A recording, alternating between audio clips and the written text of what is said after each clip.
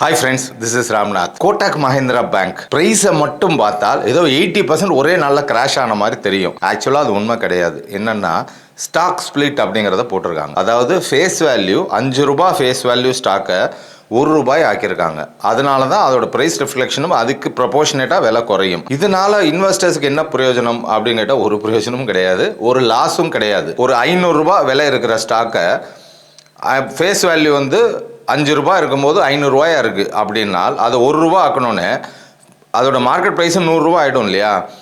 அப்போ அதை ஈக்குவல் பண்ணுறதுக்கு தான் கோட்டக் மஹிந்திரா பேங்க் யாரெல்லாம் ஷேர் டிமேட் அக்கௌண்ட்டில் இருக்கோ அவங்களுக்கு ஒரு ஷேருக்கு 4 ஷேர் அவங்க டிமேட் அக்கௌண்ட்டில் வரவு வச்சுருவாங்க. அப்போ என்ன ஆகும்? ஒரு ஷேர் இருக்கிற இடத்துல 5 ஷேர்.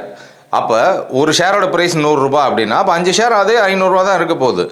குவான்டிட்டி தான் உங்களுக்கு கூடுமே தவிர ஓவரால் மார்க்கெட் வேல்யூன்றது டெஃபினட்டாக உங்களுக்கு குறையாது. சரி, எதுக்கு சார் இந்த மாதிரிலாம் போடுறாங்க அப்படின்னு கேட்டால், விலை 2000 ரூபா இருந்தால் நிறைய பேர் வாங்குறதில்ல. அதனால் ஸ்டாக் ப்ரைஸ் ஏற மாட்டேங்குது. 5 வருஷமாக ஒரே ரேஞ்சில் ஸ்டாக்னேட் ஆகிட்டு தான் இருக்குது.